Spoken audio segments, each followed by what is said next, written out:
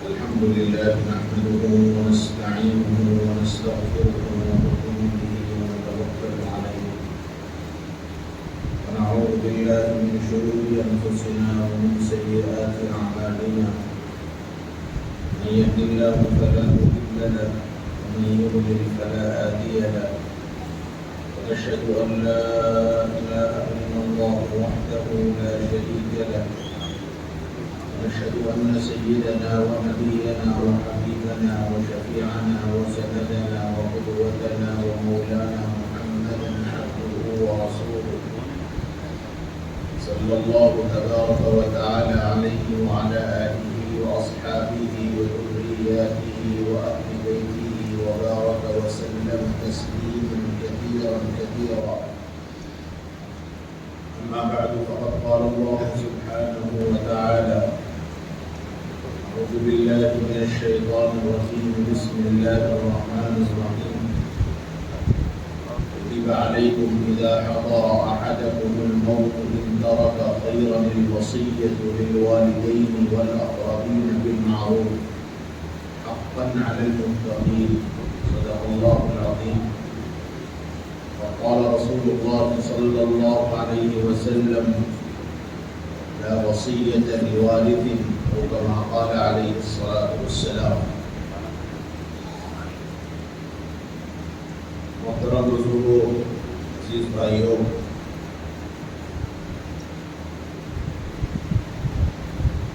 انسانی زندگی میں مختلف حالات، مختلف مسائل کا انسان کو سامنا کرنا پڑتا ہے، اور اس کے واسطے مختلف مشقتوں کو بھی برداشت کرنا پڑتا ہے. اپنے مقصود کو حاصل کرنے کے واسطے بسا اوقات انسان کو مختلف اسفار کرنے پڑتے ہیں،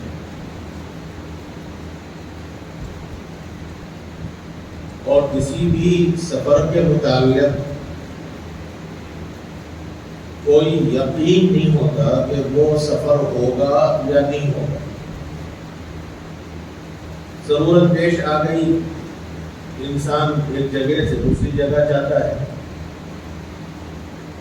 ضرورت نہیں ہے تو انسان سفر نہیں کرتا. زندگی کے مختلف احوال اور حالات میں انسان کے لیے سب سے بڑا مرحلہ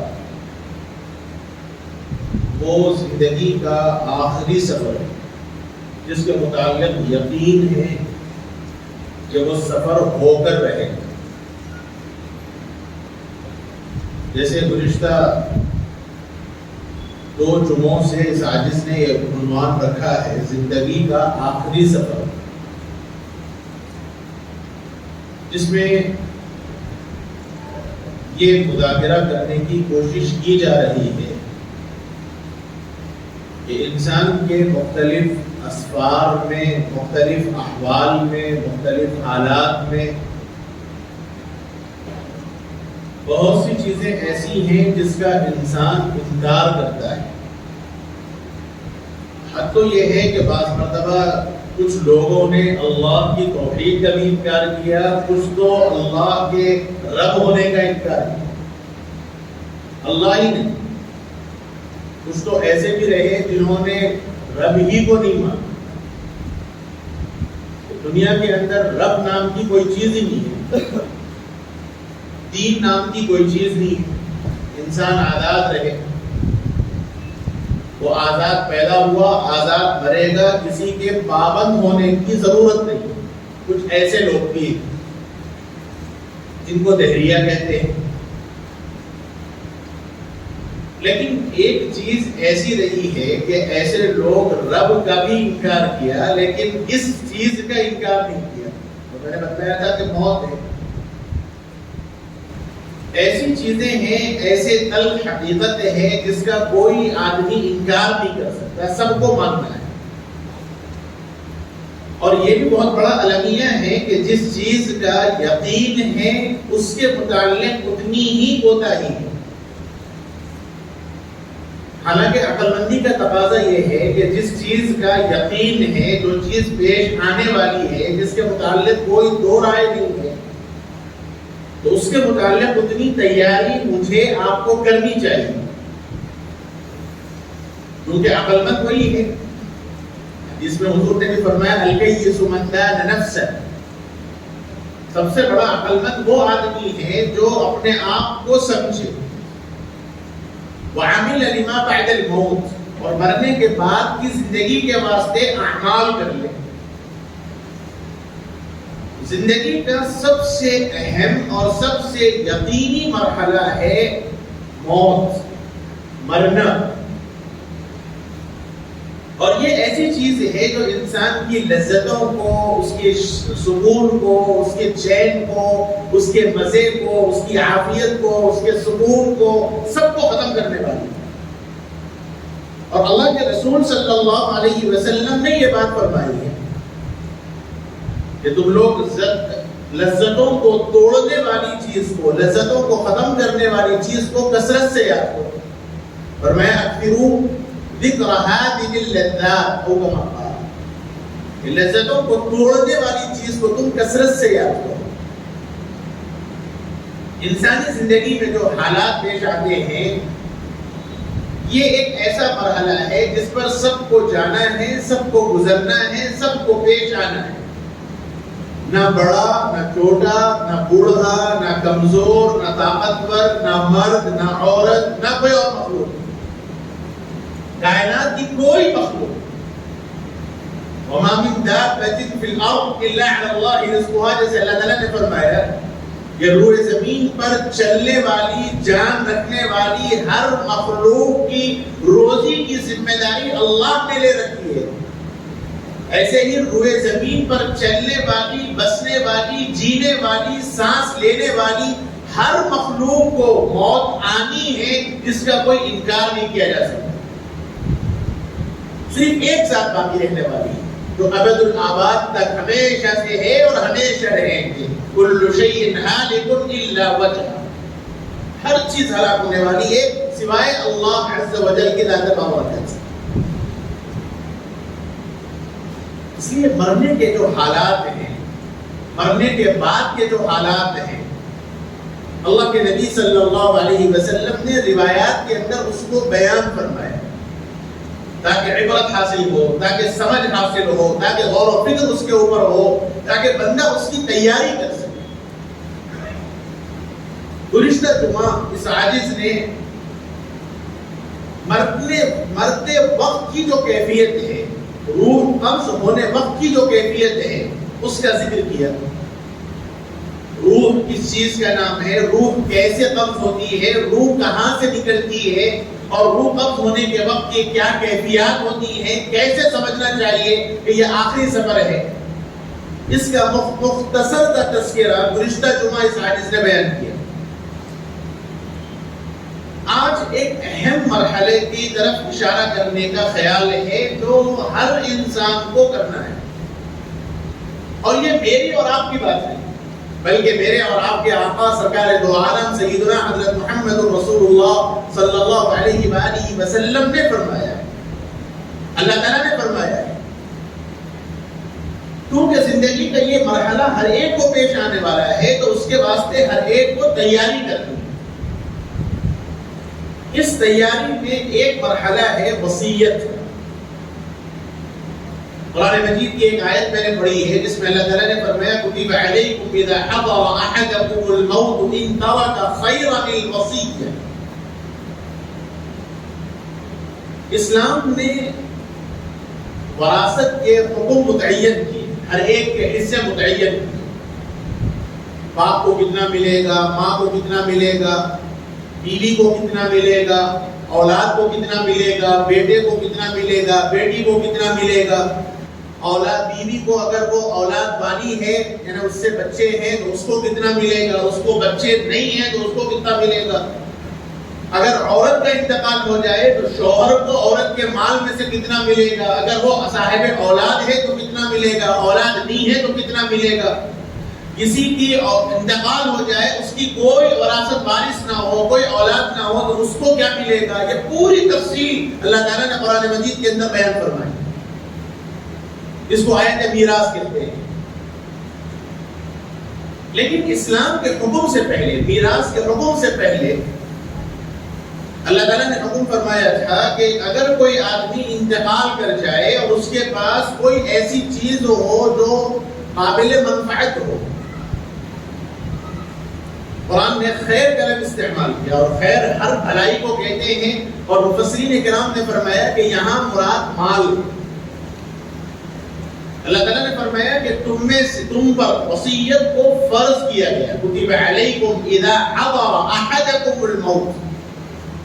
اگر تم میں سے کسی آدمی کے پاس موت آ جائے، یعنی موت کے آثار طاری ہو جائیں، موت کی علامات ظاہر ہو جائیں، موت کی نشانی سمجھ میں آ جائے، موت کے مرض میں مبتلا ہو جائے، اور ظن، گمان، غالب یقین ہو جائے کہ اب دنیا چھوڑ کر جانا ہے، اللہ تعالیٰ نے فرمایا کہ اب ایسی صورتحال میں اگر اس آدمی نے کوئی مال چھوڑا ہے، کوئی بہترین چیز چھوڑی ہے، تو فرمایا کہ اب ایسوں کو فرض کیا گیا، ایسے لوگوں پر فرض کر دیا گیا، ایسے لوگوں کو ضروری قرار دیا گیا.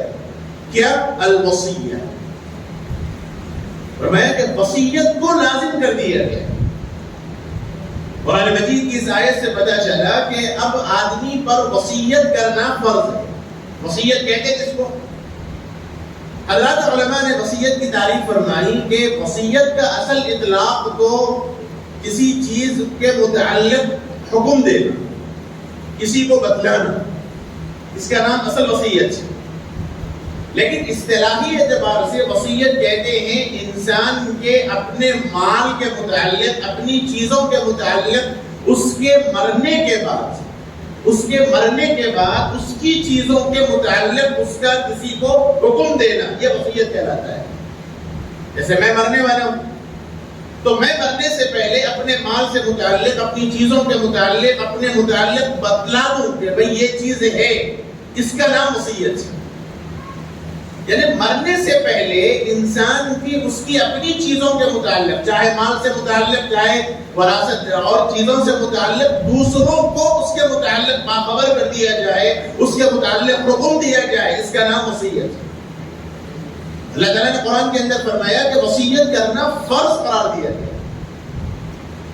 لیکن یہ اس وقت ہے جب میراث کا بھی حکم نازل نہیں ہوا تھا. یہ آیت پہلی ہے، ابھی میراث کے مسائل بیان نہیں کیے گئے تھے، تو اس وقت تک حکم دیا گیا تھا کہ مرنے سے پہلے وصیت کرنا تمہارے لیے ضروری قرار دیا گیا. کس کو واسطے؟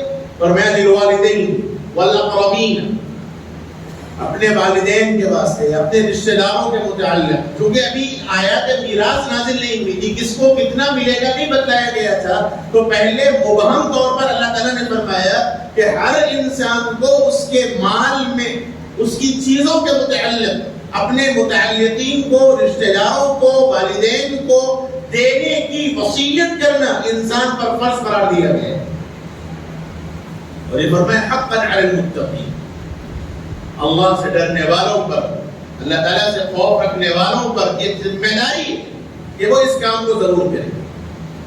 اسی لیے حدیث پاک کے اندر جناب رسول اللہ صلی اللہ علیہ وآلہ وسلم نے بھی حکم فرمایا. حضرت ابن عمر رضی اللہ عنہما حدیث کے راوی ہیں، ترمذی شریف کی روایت ہے، رسول اللہ صلی اللہ علیہ وسلم نے فرمایا ما حق امرئ مسلم، فرمایا کہ ایک مسلمان آدمی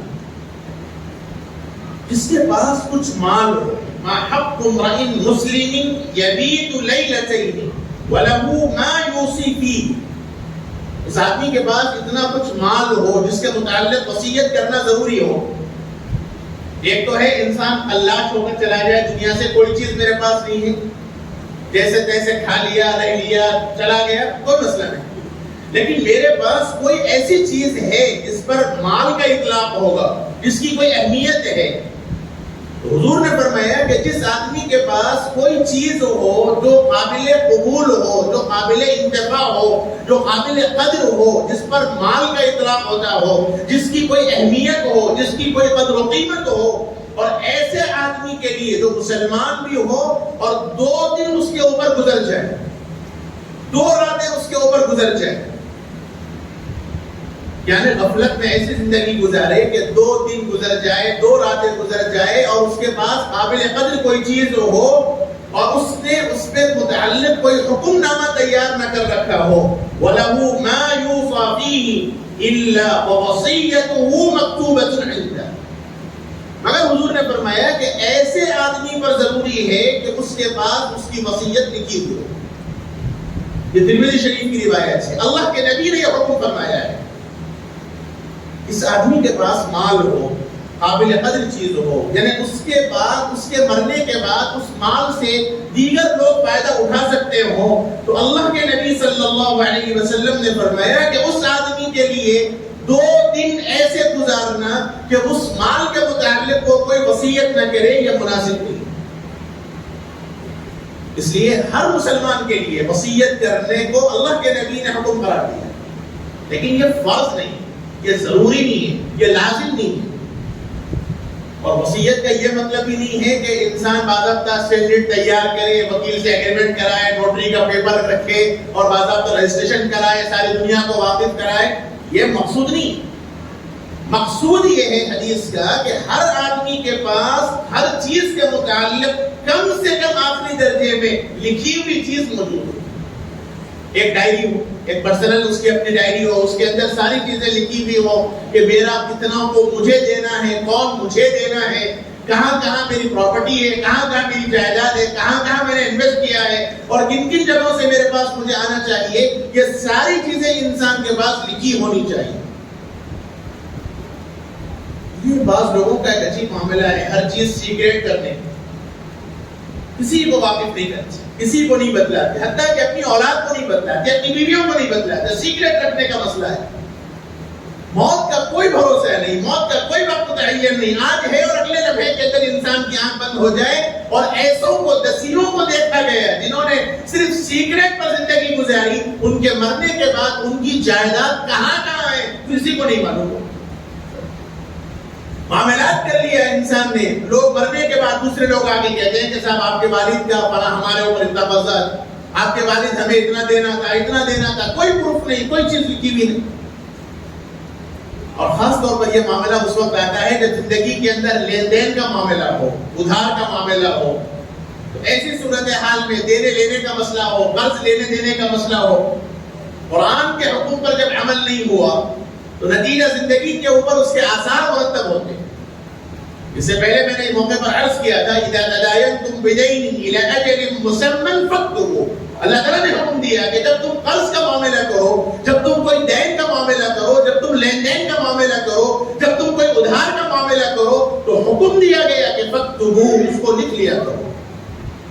یہ لکھنا اسلامی حکم ہے، لیکن ہم لوگوں کا مزاج یہ ہے کہ صاحب لکھنا، سوال ہوتا کیا صاحب اتنے غیر بن گئے، بھروسہ نہیں ہے ہمارے اوپر، کیا اتنے بھی غیر ہو گئے کیا؟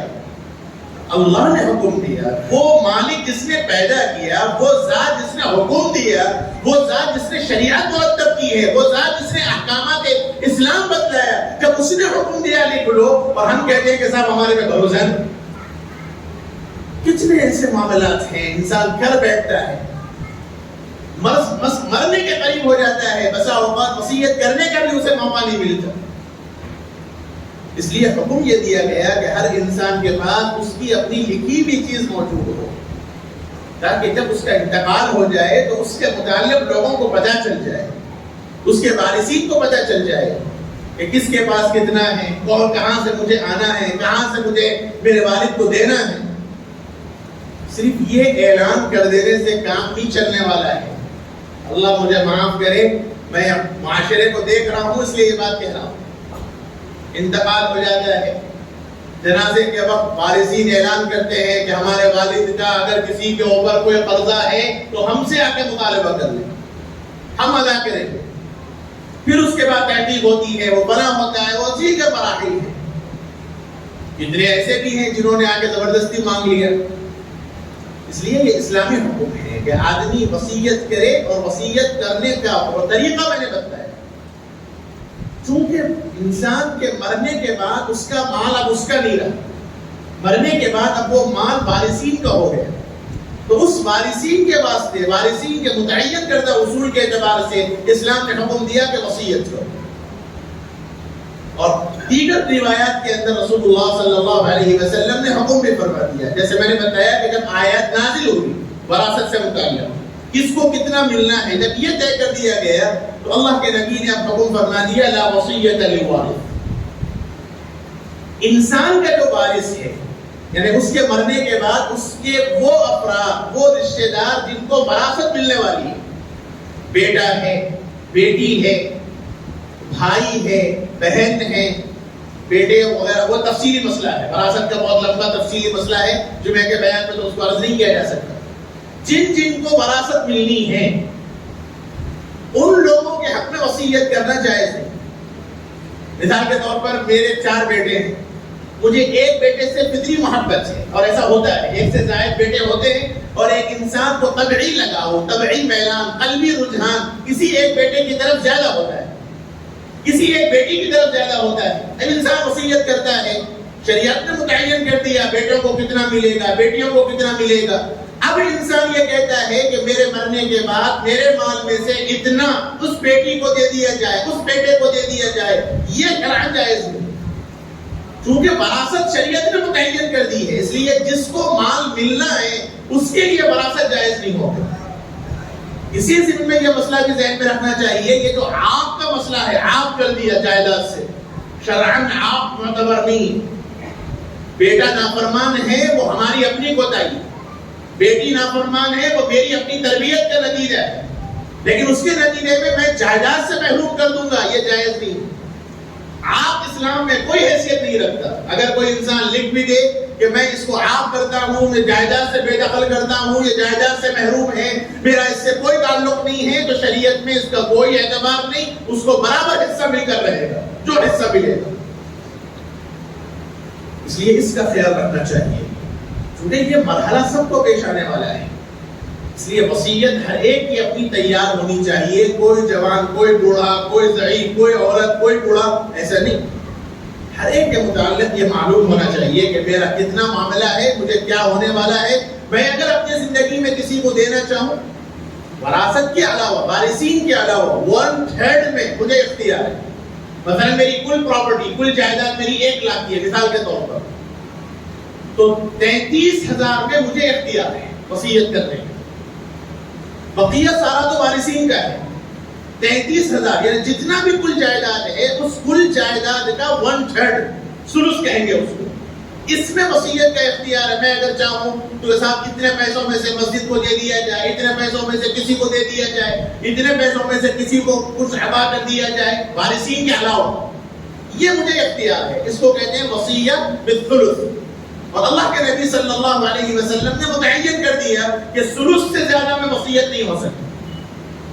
ایک صحابی فرمایا رسول اللہ میری ایک ہی بیٹی ہے، میری وہ جائیداد ہے، اور میں نے اپنی بیٹی کا نکاح اچھی طرح کر دیا، اچھی جگہ کر دیا، وہ مالدار ہے، اب اسے میرے مال کی ضرورت نہیں ہے، میں یہ چاہتا ہوں کہ اپنا سارا مال اللہ کے راستے میں دے دوں. حضور نے کہا نہیں.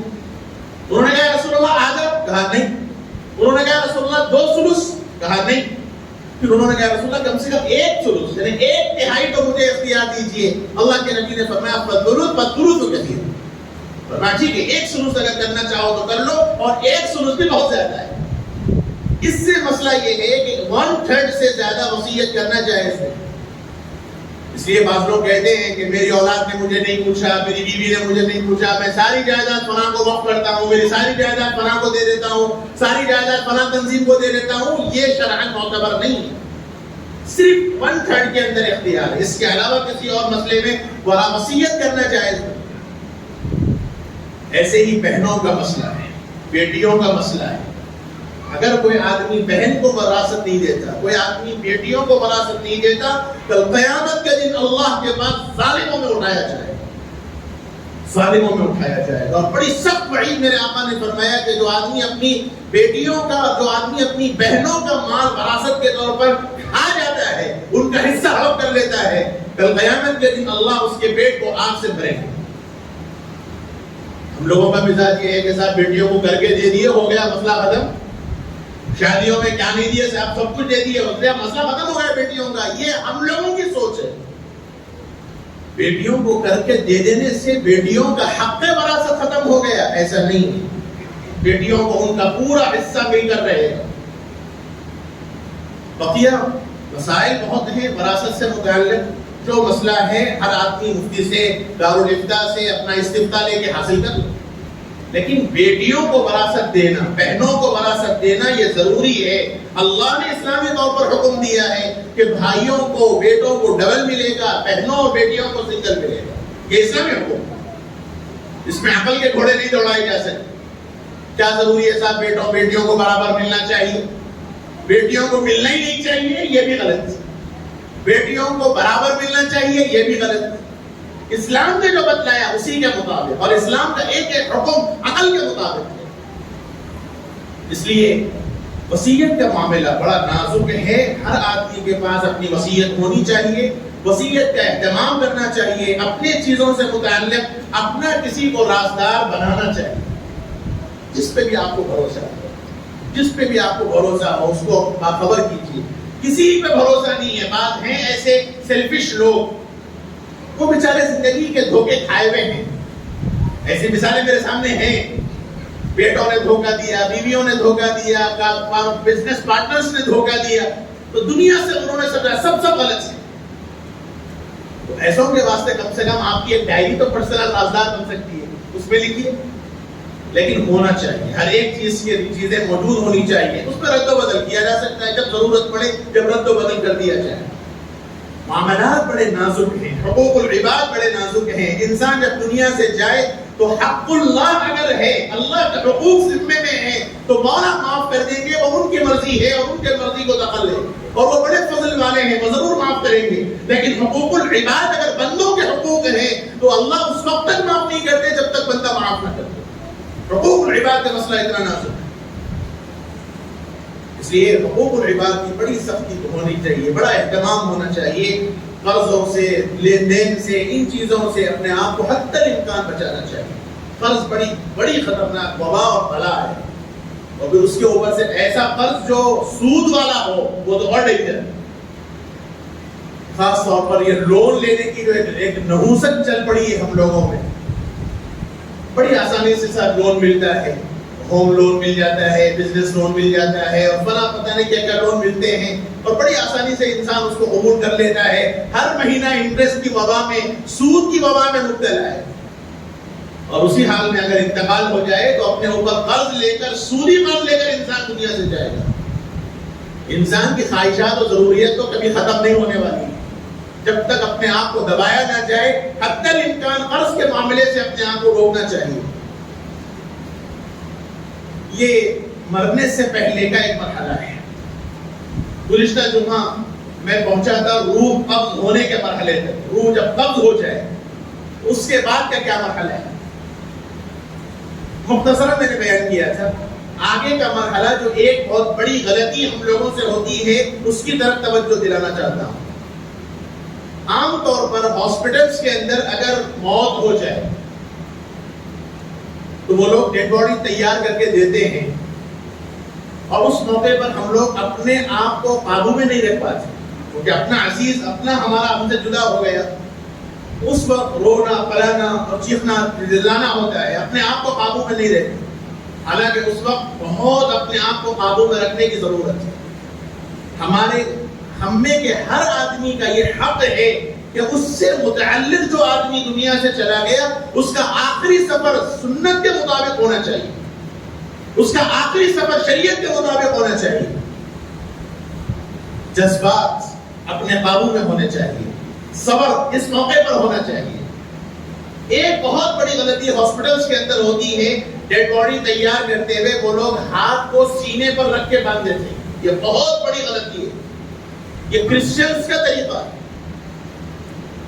سنت طریقہ یہ ہے کہ انسان کے انتقال کے بعد اس کے ہاتھوں کو سیدھا رکھنا چاہیے، ہاتھ سینے پر رکھنا یہ اسلامی طریقہ نہیں ہے، اور یہ ہاسپٹلوں میں ہوتا ہے، اور میت کی روح نکلنے کے بعد ہی جسم گرم ہوتا ہے، جسم جب ٹھنڈا ہو جائے گا تو پھر آپ چاہ کر بھی ہاتھ کو سیدھا کرنا چاہیں نہیں کر سکیں، اس لیے اس موقع پر بہت نازک ہے. جو آدمی اپنے متعلق آدمی کے قریب ہے، وہاں ہے، اور اس کے سامنے یا اس کے موجودگی میں انتقال ہو رہا ہے، تو اپنے آپ کو قابو میں رکھ کے، اپنے جذبات کو قابو میں رکھ کے، یہ موقع بہت نزاکت والا ہے. فوری اپنے میت کو اپنی کسٹڈی میں لے لیا جائے، اپنی نگرانی میں میت کی تیاری کی جائے. ہاتھ بالکل سیدھے ہونے چاہیے، آنکھ ہم خود بند کریں. دونوں سر، اگر روح منہ سے نکل جائے، جیسے گزشتہ جمعہ میں نے بتایا کہ اگر روح منہ سے نکل جائے تو منہ کھلا رہے گا، تو فوری اس طرف کے حصے کو کر یہ کوئی ڈراؤنی چیز نہیں ہے، یہ کوئی انہونی چیز نہیں ہے، یہ تو سب کو پہچانے والا ہے. آج ہم لوگ جو محتاج بن گئے غسالوں کے، اس کی وجہ یہ ہے کہ ہم لوگوں نے مرنے کے بعد کے معاملات کو بالکل الگ سمجھ لیا. زندگی میں جنابت کا غسل کس نے نہیں کیا؟ زندگی میں غسل فرض کس نے نہیں کیا؟ جو طریقہ زندگی کے غسل کا ہے وہی طریقہ مرنے کے بعد کا ہے. لیکن ڈر، خوف، دہشت یہ سمجھ رکھا ہے کہ پتہ نہیں یہ کیسے ہوگا، نتیجہ غسل دینے کو ہم تیار نہیں. جب تک غسال نہیں آئے گا کھڑے رہیں گے. اب حد تو یہ ہے، اللہ معاف کرے، ایسے کئی واقعات میرے سامنے ہیں، میت کے وارثین بیٹے اپنے باپ کو غسل دینے تیار نہیں ہیں، نعوذ باللہ، ڈرتے ہیں میت کے سامنے آنے. اس سے بڑی بدبختی کی بات اور کیا ہو سکتی ہے کہ آپ اپنے باپ کو اپنے سے جدا کر رہے ہوں اور شریعت کے خلاف تیار کر رہے ہوں، کسی اور کے محتاج آپ بنا دیں. ہونا تو یہ چاہیے تھا کہ ہر بیٹا اپنے باپ کو غسل دینا، ہر بیٹا کھڑا ہوگا. اس لیے اس کا کام کرنا چاہیے. اگر روح منہ سے نکلے منہ کھلا رہ جائے، اگر روح آنکھ سے نکلے آنکھ کھلی رہ جائے، تو پھر ایسی صورت میں فوری اس کا خیال رکھنا چاہیے. آنکھ فوری بند کر دی جائے، منہ کو تو سر پیشانی سے ایک حصہ نیچے ایک حصہ اوپر رکھ کے دبا دیا جائے، اوپر سے کوئی کپڑا باندھ دیا جائے. یہی لمحہ ہے فوری کرنے کا. ہاتھ کو بالکل سیدھا کر دیا جائے، دونوں انگوٹھوں کو ملا کر کوئی کپڑا باندھ دیا جائے تاکہ پاؤں پھیل نہ جائے، کیونکہ پاؤں پھیل جائیں گے تو پھر بدنما معلوم ہوگا.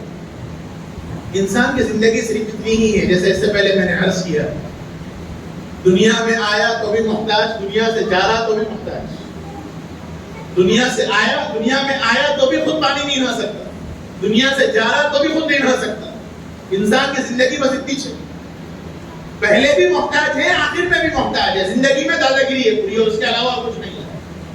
اللہ کرے یہ سمجھ ہمیں آ جائے کہ جب میں زندگی میں دنیا میں آنے سے پہلے محتاج تھا، دنیا سے جانے کے بعد میں محتاج ہوں، تو زندگی کے مرحلے کے اندر میں اپنی انا میں کیسے رہ سکتا ہوں. اتنی اگر سمجھ آ جائے میرے بھائیوں، میں آپ پکے کامل مسلمان ہیں. لیکن اللہ بھلا کرے اس انا نے ہمیں کہیں کا نہیں چھوڑا. اس لیے اس کا خیال رکھنا چاہیے. یہ ایک عجیب اگم مرحلہ ہے. ایسے دسیوں آج کل دیکھے جا رہے ہیں، ہاسپٹلس میں انتقال ہو گیا، ڈیڈ باڈی میں ہاتھ ایسے ہی رکھا گیا. بالکل بات میں سیدھا کرنا بھی چاہ رہے تو نہیں ہوتا. اور یہ کرسچنوں کا طریقہ ہے، کیونکہ ان کے پاس سلیم اصل چیز ہے. اس کے نتیجے میں وہ ہاتھ اس طرح باندھ دیتے ہیں یا ایسے باندھ دیتے ہیں، اور یہ سنت کے خلاف ہے. اس لیے ہاتھ بالکل سیدھا ہونا چاہیے. دونوں پاؤں کو موڑ کر انگوٹھے کو باندھ دیا جائے اور اس طرح پھر سر پہ رکھ دیا جائے. یہ تیاری کا طریقہ ہے. سو زیورات وغیرہ اگر عورتوں کے ہیں تو فوری نکال دیے جائے. اور پھر اس کے بعد کا مرحلہ، جب وہاں سے اپنے گھر کو لے کر آئیں گے، میت کو دواخانے سے لے کر گھر پہ آئیں گے، یا اگر گھر پر ہے، بعض مرتبہ صورتحال ایسی ہو جاتی ہے کہ ڈاکٹرز بھی کہہ دیتے ہیں کہ صاحب یہاں رکھ کے کوئی فائدہ نہیں، گھر پہ لے کے چلے جائیے، جب وقت ہوگا جب دنیا سے جائیں گے، لا علاج مرض ہو گئے. تو ایسی صورتحال میں جو طریقہ ہے لٹانے کا، آداب یہ ہے کہ شریعت میں اس کو محتور کہتے ہیں، جس کا انتقال ہونے والا ہے، رخصت ہونے والی ہے، آخری لمحہ ہے. تو ایسے آدمیوں کے لیے حکم یہ ہے کہ اس کے پاؤں قبلے کی طرف کیے جائیں، یعنی اس کا تخت، اس کا بیڈ ایسے رکھا جائے کہ پاؤں قبلے کی طرف اور سرانہ تھوڑا اونچا رکھا جائے تاکہ قبلے کی طرف مواجہہ ہو، چہرہ قبلے کی طرف ہو. یہ ہونا چاہیے انتقال سے پہلے کا مرحلہ، جب روح ابھی قبض نہ ہو. ہاسپٹلس میں چونکہ ہمارے اختیار میں نہیں ہوتا، وہ تو ان کے اپنے سسٹمیٹک بیڈز لگے ہوئے ہوتے ہیں. لیکن اگر ایسے گھر میں ایسا کوئی مرحلہ آتا ہے تو اور ایسی صورتحال میں اس طرح رکھنا چاہیے معتبر آدمی کہ ان کے پاؤں قبلے کی طرف ہونے چاہیے اور سر تھوڑا سا اونچا ہونا چاہیے، اور وہاں بیٹھ کر آخری مرحلے کے اندر کلمے کا ورد کرنا چاہیے. میت کو کلمہ پڑھنے کو نہیں کہا جائے، کیونکہ موت کا وقت بڑا سخت ہوتا ہے، سکرات کا عالم بڑا نازک ہوتا ہے، اور اللہ کے نبی نے فرمایا کہ چونکہ اعتبار خاتمے کا ہے، موت کی سختی کی وجہ سے اگر آپ کہیں کہ کلمہ پڑھو کلمہ پڑھو کلمہ پڑھو، اور شدت کی وجہ سے وہ کلمے کا انکار کر دے تو آدمی دنیا سے کافر ہو کر جائے۔ اس لیے آداب یہ ہے کہ وہاں بیٹھنے والا آدمی جو میت کے، جو مرنے والے کے، بیمار کے قریب ہے، وہ وہاں بیٹھ کر دنیاوی ذکر کے بجائے کلمے کا ذکر کرے، لا الہ الا اللہ محمد رسول اللہ، اشہد ان لا الہ الا اللہ واشہد ان محمدا عبدہ ورسولہ۔ اب اگر سن کے وہ آدمی پڑھ لے تو بس اب رک جائے، اب پھر مزید کچھ پڑھنے کی ضرورت نہیں۔ اگر سن کر اس مرنے والے آدمی نے، بیمار آدمی نے اگر پڑھ لیا تو اب دوبارہ پھر مزید پڑھنے کی ضرورت نہیں، خاموش ہو جائے۔ ہاں اللہ یہ کہ پھر درمیان میں کوئی دنیاوی بات آ گئی، پھر کوئی دنیا کا کوئی غرض کا مسئلہ آ گیا تو پھر دوبارہ کلمے کی تلقین کی جائے۔ تلقین کرنے کا مطلب حکم دینا نہیں، وہاں بیٹھ کر کلمہ پڑھنا چاہیے۔ ہم لوگوں کا تو مسئلہ ایسا ہے کہ اللہ معاف کرے، بیماروں کے پاس رہتے ہوئے بھی مختلف کام کرتے ہیں، دنیاوی باتیں، دنیاوی گپ شپ ہم لوگ کرتے ہیں، حالانکہ وہ مرحلہ بہت نازک ہوتا ہے، اس لیے ان چیزوں کا خیال کرنا چاہیے۔ بقیہ اس کے بعد کا مرحلہ، جب ایک انسان دنیا سے چلا جائے گا، جب اس کی روح قبض ہو جائے گی تو اب اس کو غسل کب دیا جائے، کتنا وقفہ ہونا چاہیے غسل کا، کفن کیسے پہنانا چاہیے، کیا غسل فوری ہونا چاہیے یا غسل تھوڑا لمبے وقفے کے بعد دینا چاہیے، یہ مرحلہ انشاءاللہ اگلے جمعہ عرض کروں گا۔ اب تعالیٰ اپنے کرم سے جو باتیں کہی گئی ہیں اس میں عمل کی توفیق نصیب فرمائے۔ اے اللہ جن حضرات نے دعاؤں کی درخواست کی ہے، ہماری ان سب کے جائز تمناؤں کو پورا فرما، ان کی ضروریات کی تکمیل فرما۔ اے اللہ جو بیمار ہیں ان سب کو شفا کاملہ عاجلہ دائمہ مستقرہ نصیب فرما۔ اے اللہ جو مرحوم ہیں ان کی مغفرت فرما، ان کے درجات کو بلند فرما۔ اے مالک اپنے کرم سے ہمارے حال پر رحم فرما، لغزشوں کو، قصوروں کو درگزر فرما۔ اے اللہ مسلمانوں کے حال پر رحم فرما، غیروں کی طرف سے مسلمانوں کو بدزن کرنے کی جو سازشیں کی جا رہی ہیں، اے اللہ اپنے کرم سے ان ظالموں کی سازشوں کو انہی کے خلاف لوٹا دیجیے۔ اے اللہ مسلمانوں کی جان و مال، عزت و آبرو کی حفاظت فرمائیے۔ اے اللہ اپنے کرم سے ہم نے جو مانگا ہے وہ بھی عطا فرما، مانگنے سے جو رہ گیا، مانگنا چاہیے تھا نہیں مانگ سکے، اے اللہ اپنے خاص کرم سے عطا فرما، ہماری دعاؤں کو اپنے فضل و کرم سے قبول فرما۔ وصلی اللہ تبارک و تعالی علی خیر خلقہ سیدنا و نبینا مولانا محمد وعلی آلہ و صحبہ اجمعین والحمد للہ رب العالمین۔ ایک گزارش آج کی رات سے متعلق ہے، کیونکہ عنوان میرا یہ سلسلہ چل رہا ہے، اس لیے میں نے لیلۃ البراءہ کے فضائل کے متعلق کوئی بات نہیں کی، یہ سلسلہ اہم ہے۔ البتہ گزارش کے طور پر یہ ہے میرے بھائیوں، یہ رات عبادت کی رات ہے، جگنے کی رات نہیں، جاگنے کی رات ہے۔ جاگنے کی رات کا تصور آنے کے نتیجے میں چبوتروں پہ، ہوٹلوں پہ گپ شپ کرتے ہوئے، بائک چلاتے ہوئے، شور شرابہ کرتے ہوئے رات جگ رہے، مقصد رات جاگنا نہیں، عبادت مقصود ہے۔ عبادت کر سکتے ہو تو کیجیے، نہیں کر سکتے ہو تو آرام کیجیے، کافی ہے۔ لیکن اللہ کے واسطے ایسا عمل کر کے مسلمانوں کی شبیہ کو خراب مت کیجیے۔ اور بن جملہ اس رات کی فضیلت ثابت ہے، فضیلت کا انکار نہیں کیا جا سکتا، ایک نہیں دسیوں روایات ہیں جس کی وجہ سے لیلۃ البراء کی فضیلت ثابت ہے۔ بعض لوگ لیلۃ البراء کی اہمیت کو اتنا زیادہ بڑھا دیا کہ اس میں مخصوص قسم کے اعمال کر دیے، قبرستان جانا لازم اور ضروری سمجھ لیا، اور شب برات کے اعمال میں سے قبرستان جانے کو ضروری سمجھا، حالانکہ کوئی ضروری نہیں۔ قبرستان جانا ہر مومن کا حق ہے، ہر اولاد کا حق ہے، روزانہ چاہیے، ہفتے میں ایک مرتبہ چاہیے کم سے کم، لیکن صرف شب برات کو جانا اور اس کو شب برات کے اعمال میں سے سمجھنا یہ غلط ہے۔ کوئی عمل مخصوص نہیں ہے، جیسے اور آپ عام حالات میں عبادت کرتے ہیں ایسے ہی کیجیے۔ اور بعض لوگوں نے تفریح کا یہ عالم رکھا کہ اس کی رات کی کوئی اہمیت ہی نہیں، بدعت ہے، عبادت کرنا ہی غلط ہے، جاگنا ہی غلط ہے، یہ بھی غلط ہے۔ اس لیے افراد و تفریح سے کام نہیں ہونا چاہیے، انفرادی اعمال کیجیے جو آپ کرنا چاہیں۔ جاگنے کا تصور عبادت سے ہے، اسلام میں جگنے کی کوئی رات نہیں، جگنے کی کوئی رات اسلام میں نہیں۔